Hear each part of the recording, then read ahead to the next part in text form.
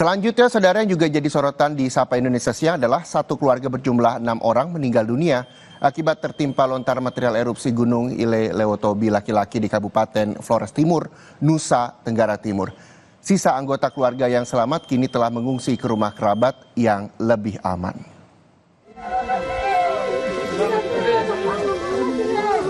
Minggu 3 November malam masih dirasa Ignatius Demolajer seperti mimpi. Meski nanar, Ignatius masih bisa mengingat. Di siang harinya, ia berbagi tawa bersama ayah, ibu, 2 saudara laki-laki, ditambah ipar serta keponakannya. Namun letusan Gunung Ile Lewotobi laki-laki mengguncang dunia Ignatius. Rumahnya di Desa Klatanlo, Flores Timur, Nusa Tenggara Timur, tertimpa lontaran material erupsi. Ketika itu, Ignatius terbangun untuk membuatkan si kecil sebotol susu. Tidak lama, terdengar seperti bunyi ledakan dan rumahnya pun runtuh. Ignatius sempat terkubur bersama anak dan istrinya. Ketika bisa menyelamatkan diri, Ignatius mengevakuasi istri dan anaknya ke rumah tetangga, lalu segera kembali demi menolong anggota keluarga lainnya. Ignatius memanggil mereka satu persatu, namun tidak ada jawab. Ia hanya bisa terpaku menyaksikan ke-6 orang terkasih tertimbun reruntuhan rumah. Pahit, namun Ignatius berusaha tegar mengantarkan ayah, ibu, 2 saudara laki-laki, ipar dan keponakannya kembali kepada Sang Pencipta. Untuk karena sama istri sama anak bukan tidur sama. Terus yang di belakang sini mamaku sama bapak tidur. Sebelahnya sana ada laki-laki sama istrinya sama anak. Jadi pas tengah-tengah mereka batu datang. Ya. Terus rencana ada kebongsu sebelah sana di samping kami. Itu dia sempat minta tolong. Jadi aku bilang tunggu sebentar deh, aku antar bahan sama istriku dulu ke tempat yang beda. Kita aku datang, panggil nggak ada suara sudah. Jadi pagi aku datang, suruh datang, dia ke rumah, sudah meninggal semua. Selain keluarga korban, kakak punya rumah juga hancur ya kakak? Ya hancur semua. Ignatius sudah mengungsikan istri dan anaknya ke rumah kerabat mereka yang aman. Ia sadar, ketika nanti denyut kehidupan di desanya kembali pulih, hidupnya tidak akan lagi sama. Citos Natun, Kompas TV, Flores Timur, Nusa Tenggara Timur. Dan saudara, seperti apa kondisi di posko pengungsian dan juga rencana relokasi warga yang tinggal di radius bahaya Gunung Ile Lewotobi? Kita akan sapa jurnalis Kompas TV, ada Citos Natun di sana. Selamat siang Citos, bagaimana kondisi para pengungsi di sana? Saya lihat di belakang Anda juga mulai banyak anak-anak dan juga warga duduk bersantai di bawah pohon. Apa yang bisa Anda gambarkan di sana? Selamat siang Reza, memang benar saat ini saya berada di salah satu posko yakni di Desa Lewolaga, di mana posko ini menjadi posko ketiga yang disiapkan oleh pemerintah Kabupaten Flores Timur selain posko di Desa Konga dan Desa Bokang. Di posko ini memang ada 600-an lebih warga yang menjadi korban atau yang mengungsi ke tempat ini pasca erupsi yang terjadi pada Senin dini hari lalu. Dan sampai saat ini Reza dan juga saudara, dapat saya laporkan bahwa jumlah pengungsi yang mendiami posko-posko yang disiapkan oleh pemerintah Kabupaten Flores Timur berjumlah 4.436 orang yang tersebar di 3 posko, sementara satu posko yang juga menampung para pengungsi yakni posko yang berada di kabupaten tetangga yakni di Kabupaten Sika, di mana di sana terdapat 1.307 warga. Dan untuk kebutuhan mereka di sana, pemerintah Kabupaten Sika juga telah membantu mereka di sana. Diharapkan bantuan-bantuan juga mengalir ke sana karena di sana juga terdapat pengungsi yang cukup besar jumlahnya.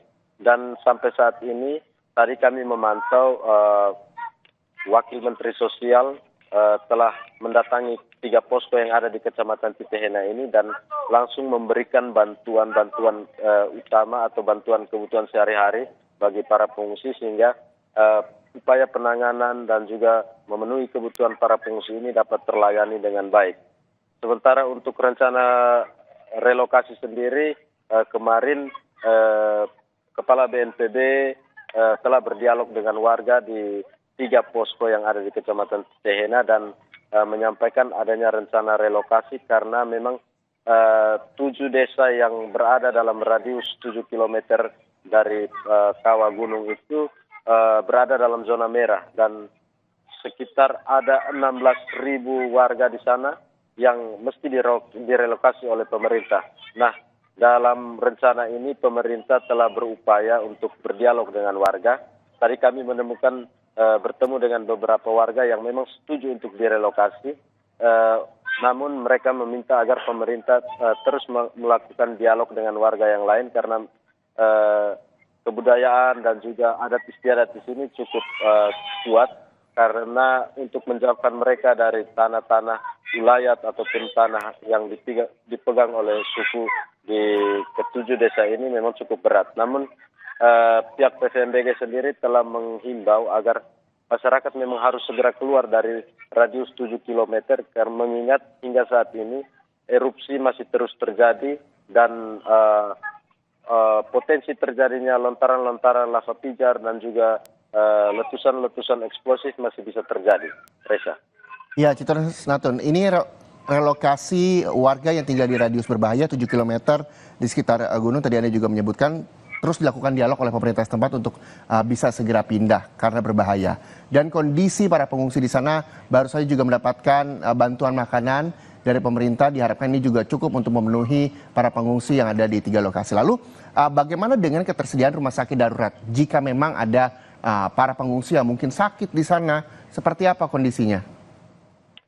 Memang untuk posko pelayanan kesehatan sendiri yang kami pantau di 3 lokasi pengungsian sudah tersedia masing-masing posko terdapat 1 posko kesehatan di mana posko kesehatan ini melayani semua kebutuhan masyarakat yang berhubungan dengan apa yang mereka alami, misalnya sakit, batuk, pilek dan juga kemarin tercatat ada 63 warga yang menderita luka akibat erupsi ini dan 1 dari 63 orang ini memang dirawat di rumah sakit di Kota Larantuka karena memang keadaannya cukup kritis. Sementara untuk ketersediaan obat dan juga pasokan masker dan juga obat-obat yang mendukung selama pengungsi membutuhkan obat-obatan, terlihat bahwa 3 posko yang sudah dibangun oleh pemerintah Kabupaten Flores Timur cukup memadai. Reza. Iya, Citos Natun, lalu bagaimana, apakah ada atau disediakan tempat atau satu posko yang menerima bantuan dari seluruh masyarakat Indonesia, tidak hanya di sekitaran lokasi gunung erupsi saja, dari seluruh Indonesia yang ingin menyumbangkan sesuatu untuk para korban gunung erupsi? Adakah tempatnya, di mana, dan bagaimana caranya? Untuk bantuan yang datang, memang kami pantau tiap posko yang sudah dibentuk oleh pemerintah Kabupaten Sika memang terbuka untuk siapa saja yang datang untuk memberi bantuan. Dan sampai saat ini dapat saya informasikan kepada pemirsa bahwa untuk akses masuk ke Pulau Flores memang hanya ada 2 bandara yang bisa melayani jalur penerbangan, yakni dari Kabupaten Lembata dan juga Kabupaten Flores Timur. Sementara untuk kabupaten-kabupaten lain seperti Kabupaten Sika, Kabupaten Ende, Kabupaten Ngada dan juga Kabupaten Manggarai memang terdampak abu vulkanik sehingga penerbangan di sana memang ditutup total, sehingga untuk memberikan bantuan para pemberi bantuan atau donatur bisa membawa bantuan itu lewat jalur laut dari Kupang ataupun dari jalur udara dari Kabupaten Lembata ataupun Kabupaten Flores Timur. Reza. Baik, terima kasih jurnalis Kompas TV Citos Natun melaporkan langsung dari salah satu posko pengungsian korban erupsi Gunung Ile Lewotobi. Selamat kembali bertugas, Citos. Dan saudara, yang juga jadi sorotan ini soal lahan sekitar 1 hektar terbakar di Kecamatan Wolo, Kota Bau-Bau, Sulawesi Tenggara, di mana terik matahari yang disertai angin kencang membuat api menyebar cepat dan mendekati permukiman. Kami akan hadirkan selengkapnya usai jeda. Tetaplah bersama kami.